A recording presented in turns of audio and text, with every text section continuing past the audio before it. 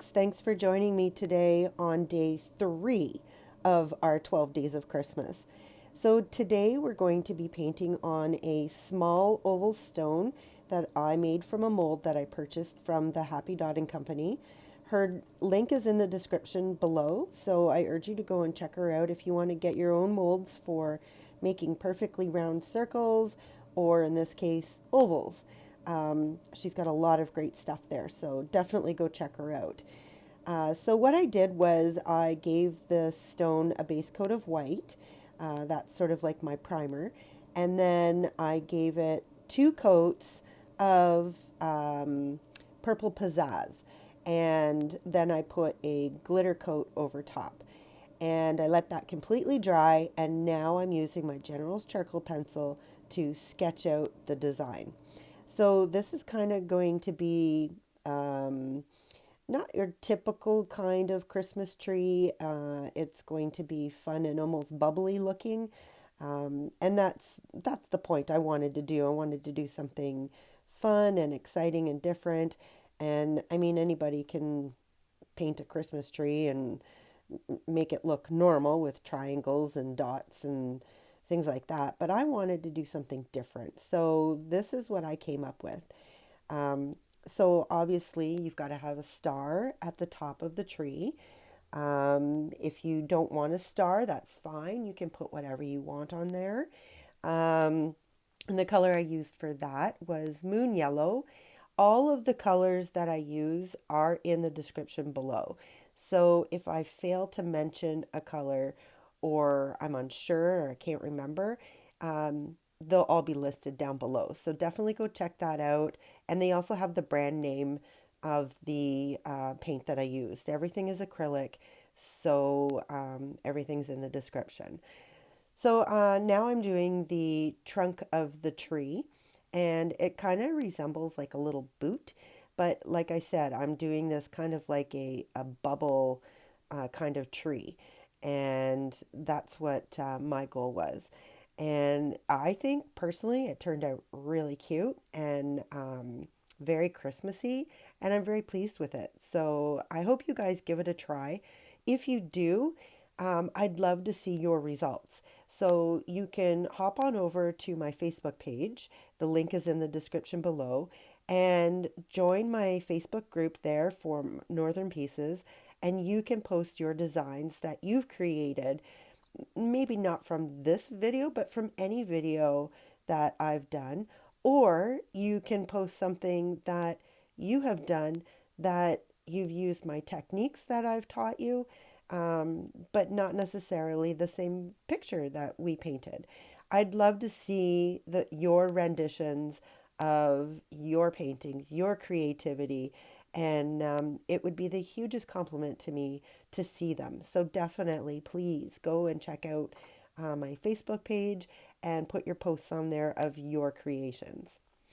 So as you can see, I've been using my fine lining brush and I'm making these little kind of teardrop shapes, but I'm doing them sideways so that they sort of hug each other, and they get bigger as we get closer to the trunk of the tree. And this is just, these are your branches. And again, we're doing it kind of like a bubble like. And I just thought it was really interesting. It's a different take on how to paint a Christmas tree. So the color that I'm using right now is called Christmas green, and it's just a solid color. I went along my guidelines that I had drawn on there, but I don't necessarily follow them all, which is typical for me. But I used a general charcoal pencil and it erases so easily, and that's why I use it. So it comes in white and it comes in gray, so you can use the white one on the dark backgrounds and you can use the gray for the light backgrounds. So that way you still have some kind of a visual, but at the same time, once you're finished your design, a wet cloth or an eraser will definitely take off all those charcoal marks that you've put on there, and it will not harm your design. So now what I'm doing, everything's dry. So I'm going to go in and I used a little bit of white with the Christmas green, and I'm just sort of using my blending brush and I'm blending it in, but I'm leaving the dark of the pure Christmas green color on the outside. So I kind of did this technique way back when I did my Phoenix. If you're interested in seeing that, you can definitely look at my library of all of my videos that I have available. And it's the soul symbol for February, the Phoenix. I did the same kind of technique. So what I do is my base color first, and then I lighten it up as I move, I guess, up with the layers. It's just a little bit easier, so you don't have to do a lot of outlining afterwards because the outline's already there. So it's just a different way to do it. You don't have to do it this way. It's just something different. I just wanted to show you. And like I said, I did the Phoenix, which was way back in February, and here we are in December. So I thought I'd bring this technique back. So I just continue with blending in with my blending brush the lighter green. And like I said, all it is white mixed in with a little bit of the Christmas green. So I've still got the same hue or the same family of color, but I'm just lightening it up a bit. So I do the same thing with the trunk. So I just add a little bit of white to the brown color, and I just do the same thing. And for the star as well. Don't forget to give me that thumbs up if you like this video, and make sure that you subscribe if you haven't already, and click that bell and you'll get a notification every time I post a new video. And I'm always interested to hear from you. So leave me a comment in the comment section below. I read them all. I may not be able to answer them all, but I do read them all. So please make sure that you leave me a comment. I love reading them, and I love hearing your opinions and maybe ideas that you have that I could do. Um, that's what I'm here for. I'm here for you. So if you have an idea that you want to see maybe a different technique, or you want to see maybe a different, I don't know, design, or maybe a different type of painting, let me know. And I'm never afraid of a challenge. I'm always up for it. So bring it on. Let's do this. So, back to the painting. So I'm just outlined the trunk again because I kind of went over a bit with my sponging, and then I had to responge it again. So I left it that way, especially in the tree part, because I wanted it to look like branches. Branches are fuzzy, so I didn't want to clean up any of the sponging that I did. Not sponging, sorry, the blending brush stuff. So I just left it. Then I used one of my dotting tools and I put on a few red ornaments. And now I'm just finishing it off by outlining everything in black. So again, like I've explained before, what I do is I put a little bit of water in my black, so especially when I'm doing my outlining, because it allows the paint to flow more easily off of the brush, and it gives you a longer stroke time. So what I mean by that is, instead of going just a little bit of ways and then you've got to get some more paint on your brush, it actually goes a longer way. So you can really get a really good coverage with one brush stroke. And my personal opinion is that I end up getting less mistakes by doing that, because you're not lifting up and then trying to get your paintbrush back into the exact spot where you left off. So that's just my opinion, and it's how I do things. Doesn't mean that you have to do it that way. It's just me. But I'd love to see what you guys do with a Christmas tree.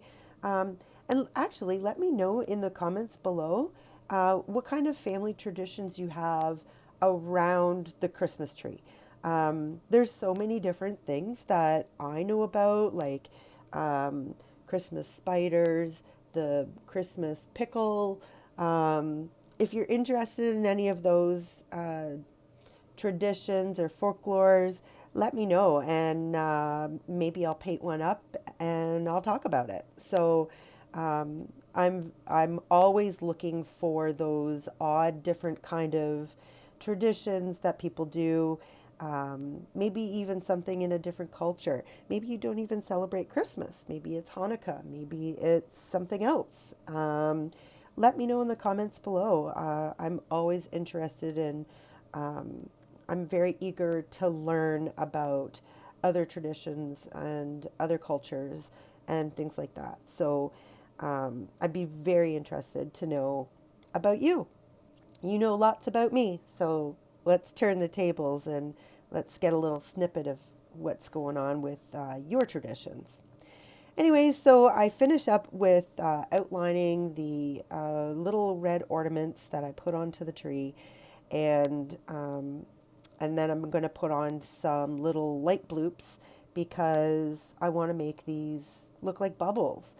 So once I get these ornaments completed, then I will do that. Oh, there I made a mistake. So instead of reaching for a Q-tip, which is what I usually do, I have that glaze, the glitter glaze that's on the back. So as long as the paint is wet, I can still just wipe it off with my finger. And honestly, if you've been around with me for a little while, you'll know that if I don't get paint on my fingers, then I'm not having a good time. And I'm always getting paint on my fingers. So I finish off doing the ornaments and getting them so that they're more predominant with a coat of, or sorry, a circle of black. And now I'm doing the bubbles. So these are just like little white swipes that we've done many times. And I'm just doing them around the edges and bringing them down around the sides and making them look like bubbles, or at least something that's like round. And do you remember when we used to like do our names in bubble letters? This is what that reminds me of. But yeah, so I just do that, do a little bit of glimmer on the star, and I put a couple of bloops onto the ornaments as well. So once that's dry, I give it a coat of resin and it's done. So there you have it, folks. Life is what you make it. So get creative.